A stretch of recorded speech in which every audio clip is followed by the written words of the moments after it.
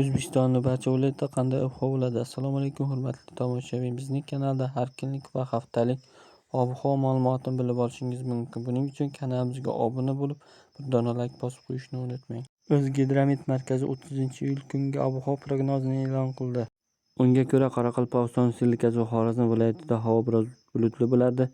Yog'ingarchilik kutilmaydi. Shamol shaxsan 7-12 metr/sekund tezlikda esadi. Harorat kechasi 20-25 daraja, kunduzi 34-34 daraja bo'ladi. Buxoro, Navoiy viloyatlarida havo biroz bulutli bo'ladi. Yog'ingarchilik kutilmaydi. Shamol shaxsan 7-12 metr/sekund tezlikda esadi.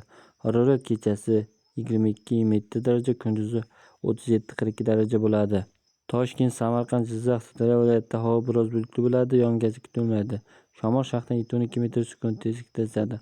Harorat kechasi 20-25 daraja, kunduzi 34-39 daraja bo'ladi.